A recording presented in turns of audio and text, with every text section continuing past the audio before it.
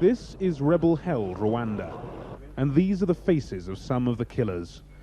This is Bosco, a young illiterate farmer and the self-confessed murderer of 5 of his neighbors. We did it because we were forced to by the government. They made sure we killed every Tutsi, so that if the rebels came into power, there'd be no Tutsis left. On this side of the war, the men accused of wielding the machetes are still at large, tolerated or even encouraged by the government. The rebels say they are determined to take the whole country. So far, their advance has been steady through the north and east of Rwanda. They say their aim is to save their civilian supporters from being massacred by government militias. Hundreds of thousands of people have been killed by the militias.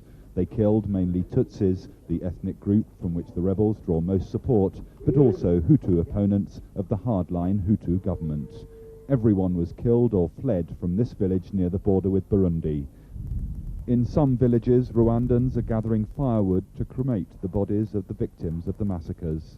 But in neighbouring Uganda, the government has declared a disaster area around parts of Lake Victoria because so many Rwandan bodies have washed down the river from Rwanda and are polluting the lake.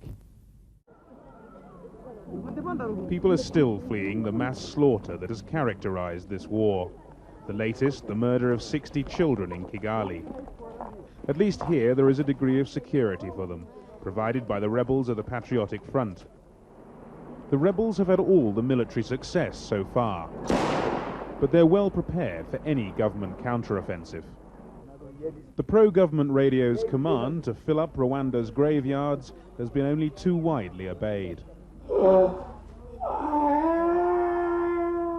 Those who've survived the carnage are finding little to ease their pain in the under-equipped and understaffed hospitals.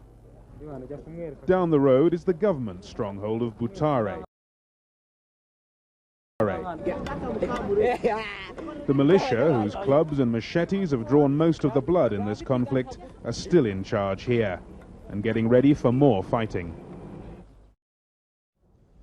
A few pockets of government resistance remain in Kigali and in Butare to the south, but the rebels say they are in control. They stepped up their offensive late last week. Rebel forces are said to have fled from key positions last night. Only southwestern Rwanda is still in government hands. If the rebels continue moving forward, they'll meet French soldiers who are there.